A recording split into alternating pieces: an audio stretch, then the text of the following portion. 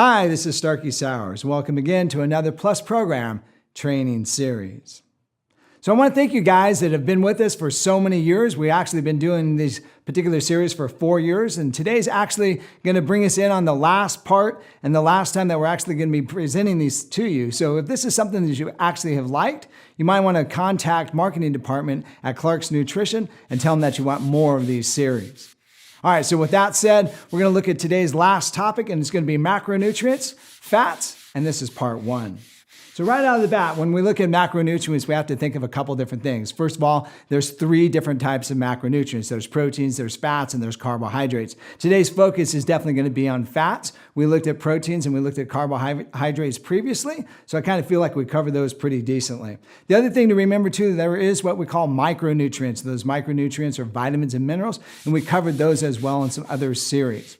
So a couple unique things about fats. Number one, when we think about fats, there's all these different types of things. A couple things that are characteristic. First of all, fats are essential. Our bodies actually need them. The other thing to remember about fats is this, is they are structurally and chemically somewhat similar to proteins as well as carbohydrates. So what does that mean? So it means that they have carbons, hydrogens, and oxygens, nitrogens only being with proteins. So chemically, they've got the same type of compounds, but the arrangements are completely different. So it makes them a little bit characteristically different.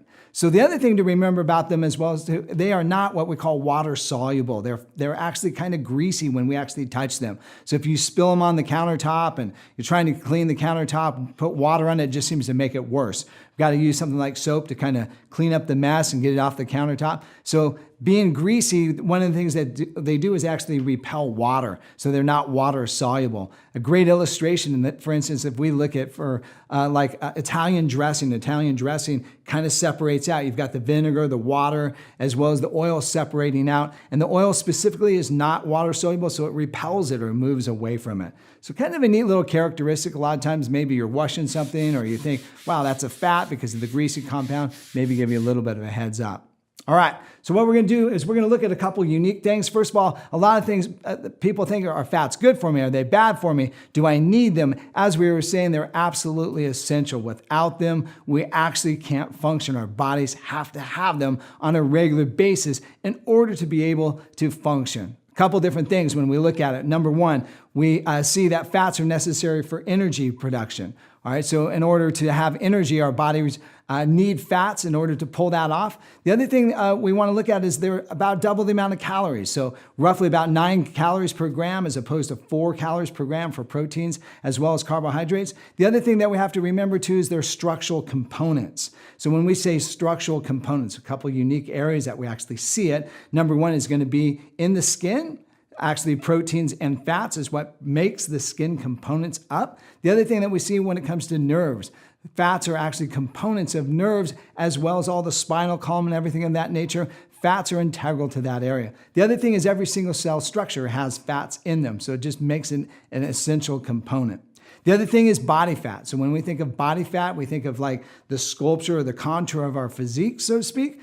We have to have fats in order to make that present, so to speak. So we see a lot of cool things with that. One of the things that we have to remember too when it comes to fats and body fat is a lot of times people have a tendency to want to get rid of the body fat. It's not necessarily what we want to do. We definitely need a certain amount of body fat in order for the body to function and to look decent. All right, so one of the other things that I want to do is I want to look at the family of fats. We have a tendency to hear all this verbiage and all this different types of communication when it comes to fats. So what I want to do is kind of like maybe bring out some families or some ideas of this. And so number one, when we think of fats, a lot of you might have heard of the difference between like fatty acids. Well, there's different types of fatty acids. First of all, there's saturated and there's unsaturated fats. And in that world of saturated and unsaturated fats, we typically would say that the saturated are the bad and the unsaturated are the good. Well, actually, it's a balance between those fats that becomes so critical. Triglycerides is another topic we oftentimes hear, and we're going to see it in a couple of different places. When it comes to food fats, such as olive oil or oils and things of that nature, those are typically in nature triglycerides. Fats like to hibernate 3 at a time with some glycerol, and they call those triglycerides as food fat components.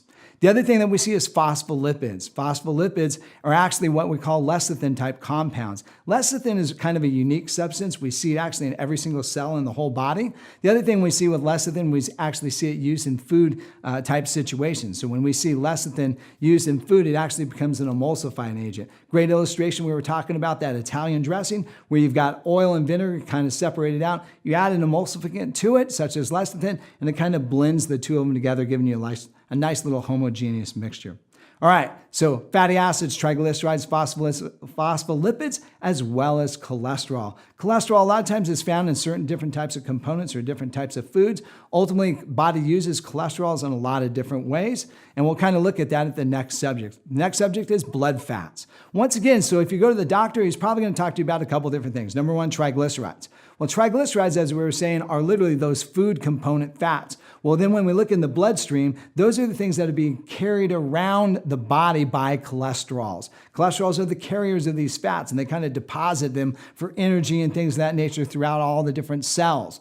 And so ultimately, your doctor is going to want to talk to you about how much triglycerides you got or how much blood fat you've got, as well as the ratio, so to speak, of the good and the bad cholesterol.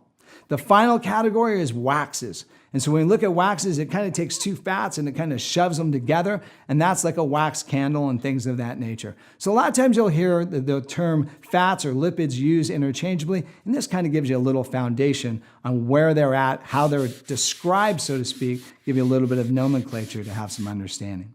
All right, thanks again for watching another Plus Program training series. You definitely want to look at part 2 of this series because we're going to definitely develop some more concepts about fats.